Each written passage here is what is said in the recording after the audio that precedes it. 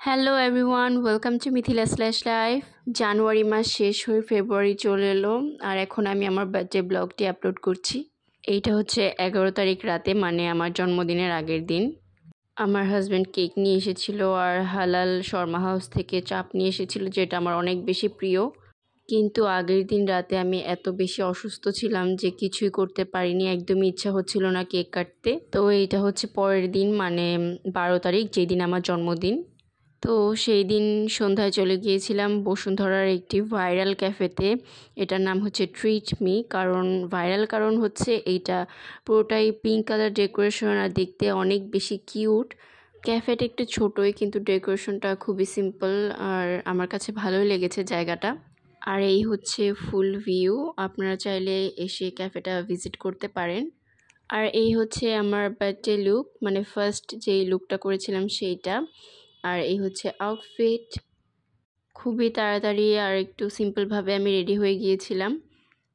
আর এই ক্যাফেটার খাবার আমার কাছে মোটামুটি লেগেছে, তেমন ভালোও না আবার তেমন খারাপও না। আর আমরা যেদিন গিয়েছিলাম তাদের ডেজার্ট আইটেমের অপশন খুবই কম ছিল। সবসময় কি এরকম থাকে নাকি জানি না, কিন্তু সেদিন তেমন কিছুই ছিল না।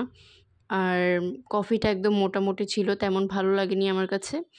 আর তারপর আমরা চলে গেছিলাম কর্নডগ খেতে, আর আরহাম নিয়েছিল ওয়াফল। আর এরপরে বাসায় এসে পড়ি। তো আগের দিন রাতে আমার হাজব্যান্ড আমাকে এই জামাটা গিফট করেছিল, এটা নিয়ে এসেছিল টেইলো কেয়ার থেকে। আগের দিন অনেক বেশি সিক ছিলাম, তাই রেডি হইনি। তো পরের দিন আমি রেডি হয়ে নিলাম আর তখন কেক কাটবো। তো অনেকেই আমাকে জিজ্ঞাসা করেন যে টেইলো কেয়ারের ড্রেসগুলো কেমন। পার্সোনালি আমার কাছে টেইলো কেয়ারের ড্রেসগুলো অনেক বেশি ভালো লাগে, খুবই কমফোর্টেবল অ্যান্ড আয়রন করার কোনো ভেজাল নেই, জাস্ট নিয়েই পরে ফেলা যায়। তো আমার যেহেতু হুটহাট করে বাইরে যেতে হয়, তো আমি এই টাইপের ম্যাটেরিয়ালের ড্রেসগুলো বেশি কমফোর্টেবল ফিল করি পরতে, আয়রন করারও কোনো ভেজাল থাকে না।